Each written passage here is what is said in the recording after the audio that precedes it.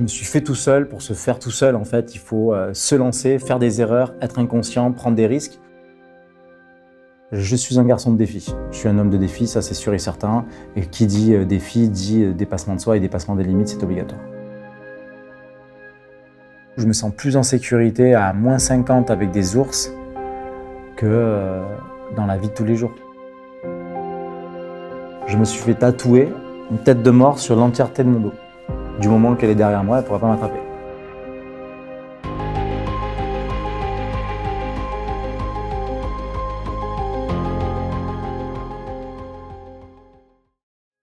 Qu'est-ce qu'une limite? Déjà, je ne comprends pas le sens de la question. Chacun a ses propres limites. Moi, clairement, la limite de mon expérience de vie à mes expéditions aujourd'hui, forcément, il n'y en a qu'une, c'est la mort. Et j'ai passé ma vie à jongler avec cette limite-là. Si tu ne repousses pas tes limites dans mon métier, clairement, c'est impossible de découvrir à la fois qui tu es, à la fois ce dont tu es capable et à la fois percevoir en fait au fond de ton âme le guerrier que tu es. Tout naît de mon histoire avec mes parents. Et effectivement, des titres, des reconnaissances ont compensé pendant un certain temps le regard des gens que j'aimais et qui, très souvent, n'ont pas eu les mots que j'aurais attendus et j'ai eu besoin de reconnaissance. Et pour ça, j'ai essayé un milliard de choses, de briller dans plein de domaines différents et puis, évidemment, d'attirer l'attention de manière parfois moins bonne. Mais moi, j'ai détesté les règles, en fait. Profondément, je suis persuadé qu'on a besoin de vivre des expériences douteuses, dures, de tomber pour se relever et se forger un caractère. Moi, mes gamines, elles tombent par terre, je ne la relève pas. Je ne serai pas toujours là. J'ai mal, oui, ça va passer. La souffrance, pour moi, fait partie, en tout cas, de mon écosystème.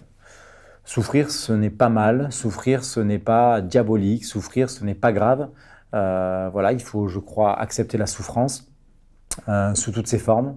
La souffrance physique qui nous demande toujours de repousser les limites, la souffrance psychologique de subir une pression, la souffrance d'un tiers aussi, de se dire pourquoi ça m'arrive, pourquoi à moi, pourquoi par exemple mon père, pourquoi il s'en va à lui alors que je suis en expé, pourquoi et ces souffrances-là, elles font partie de la vie, donc moi j'ai plutôt tendance à les accueillir qu'à les repousser. Évidemment, moi mon syndrome d'analgésie congénitale, il a créé une défaillance en moi puisque, pareil, le moment où je reçois l'information, où mon corps m'envoie l'info, c'est un moment très souvent où je suis déjà dans un état critique. Donc ça a été très dur de trouver le juste milieu. Je me suis construit en essayant de trouver la bonne limite, pas celle que mon corps m'envoyait, mais celle qu'il fallait que je réfléchisse, qui était avant, quel est le stade de la limite que je devrais avoir mais que je n'ai pas. Et qui me fait toujours me retrouver dans des situations loufoques et parfois très dangereuses. Mais je me suis construit avec ça. Aujourd'hui, j'arrive à déceler les vrais signaux des faux signaux et j'arrive tout aussi bien à accepter la souffrance. Bon, je suis au passage des crevasses. Et voilà, faut y aller quoi. Donc j'espère que s'il m'arrive quelque chose... Mais je vous aime très fort, voilà. Quand je pars sur le Vatnajökull, j'ai pas de connaissances, en tout cas pas dans le milieu polaire. Après, si un homme l'a fait, je vois pas pourquoi moi je le ferais pas. Moi je crois qu'à partir du moment où tu as le mental et la paire de couilles, ça suit. Il y a clairement une part d'inconscience, contrairement à plein de gens qui sont ultra dans le technique, ultra dans l'organisationnel. Moi, je viens pas de cet univers-là, des tableaux Excel, des grammes, des trucs comme ça et tout. Moi, je suis un fonceur. Moi, j'ai cette sensation, à chaque fois que je m'attaque à un sujet, de bouffer une masterclass. En fait, j'aurais pu me préparer pour le Vatnajökull pendant 1 an. Finalement, en 15 jours, c'était réglé. Je suis arrivé que très tard en fait sur l'organisation, la logistique, et pas pour limiter le risque, mais pour augmenter le seuil de la limite où je pouvais aller. Avant, j'ai beaucoup fait de choses au talent, avec le mental et de l'inconscience, et certainement la bonne étoile aussi. Tout est une question de croyance. Si tu crois que tu as la baraka est là. Si tu ne crois pas, tu n'as pas la baraka.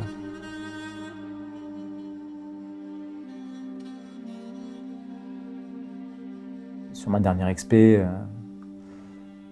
quand j'y repense, je me dis que j'ai quand même dérivé sur un bout de banquise pendant 4 jours avec des ours sur 300 mètres carrés de glace qui dérivaient vers le nord. Quand tu y penses après coup et que tu vois tes rations diminuer, ton fuel diminuer, ta nutrie diminuer, tu te dis faut quand même avoir du mental. On parle de survie pure et dure, on parle d'instinct, on parle de capacité mentale à relever le défi qui est en train de se passer. J'ai cassé ma tente, j'ai perdu mes pulkas. J'étais obligé de marcher presque 10 km en marche arrière. Et j'ai trouvé ça au refuge. Alors, je rentre. Je reçois les informations comme dans un Tetris. Les formes arrivent de plus en plus vite et s'entassent de plus en plus, et donc je dois les traiter avec une rapidité hors pair pour faire descendre le potentiel game over. Je case, je mets dans des endroits, je fais baisser la pression, je fais baisser le travail, et en fait le Tetris remonte, et ainsi de suite. Et situation extrême, il y a des connexions. Il ne se passe plus rien en haut, c'est l'animal qui prend le dessus. Et là, tout se passe à l'instinct. Et puis de toute manière, comme je l'ai dit plusieurs fois, aux portes de l'enfer, tout le monde veut vivre. Je me rappelle un moment sur le Telsat où j'appelle Chloé, qui était la chargée d'expé.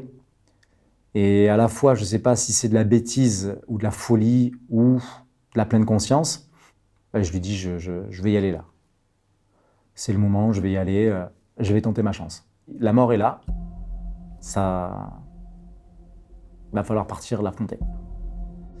Et je sens qu'elle panique, je sens qu'elle fait tout pour me retenir et tout, et qu'elle me dit si tu y vas, tu vas mourir. Et en même temps, je lui dis au téléphone, je préfère mourir en action qu'attendre que la mort vienne me cueillir, quoi.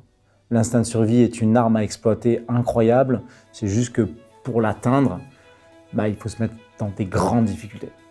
Et moi, je me sens à l'aise dans cette zone-là. Peut-être que j'ai eu beaucoup de chance, ou peut-être que finalement, je suis armé pour gérer ce type de situation. Ça, je ne sais pas, mais je suis là. Très souvent dans ma vie, je me suis cru et immortel et intouchable, parce qu'il ne m'arrivait jamais rien. Et forcément, cette dimension de super-héros me fait défaut.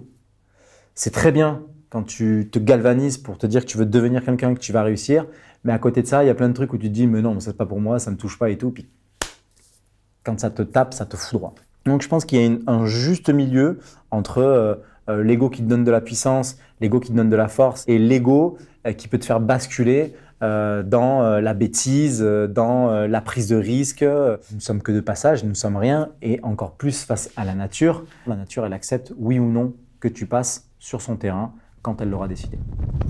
C'est la tempête! Les vents sont assez violents!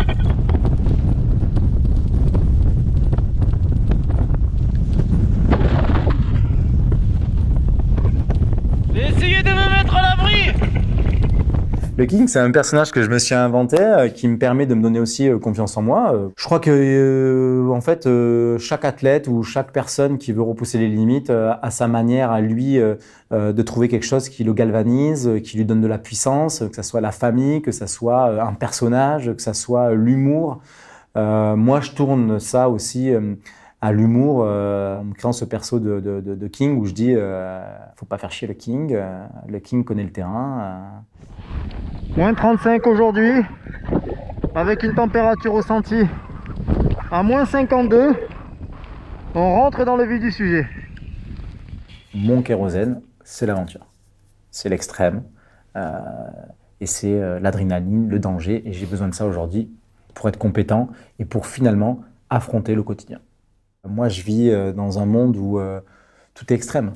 ce qui va te paraître très extrême va me paraître peut-être finalement mon quotidien. Quand tu es un gamin, tu passes à l'adolescence, c'est l'inconnu. Quand tu passes de l'adolescence à l'adulte, c'est de l'inconnu. Quand tu passes de l'adulte au père de famille, c'est l'inconnu. Moi, juste, je pousse un petit peu le curseur et je me dis, OK, qu'est-ce qu'il y a un tout petit peu plus loin encore et un tout petit peu plus loin encore? Et c'est ça qui est intéressant, c'est d'aller chercher profondément ce qu'il y a là où les autres ne vont pas. C'est ce qui me passionne en fait dans le domaine de l'exploration. C'est que les possibles sont infinis. C'est de la navigation, c'est du parapente, c'est l'année prochaine des sommets très hauts, c'est aller au pôle, c'est tester plein de sports extrêmes complètement différents, aller dans les déserts, le chaud, le froid, le tropical.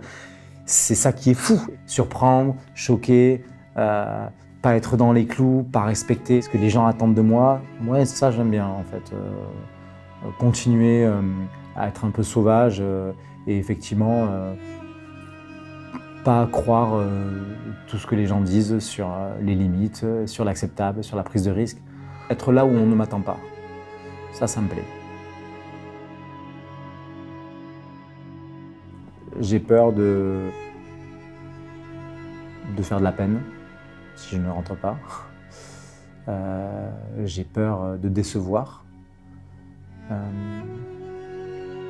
J'ai peur de me tromper, de faire du mal, mais pas des éléments. J'ai pas peur des éléments, je n'ai pas peur de prendre des risques.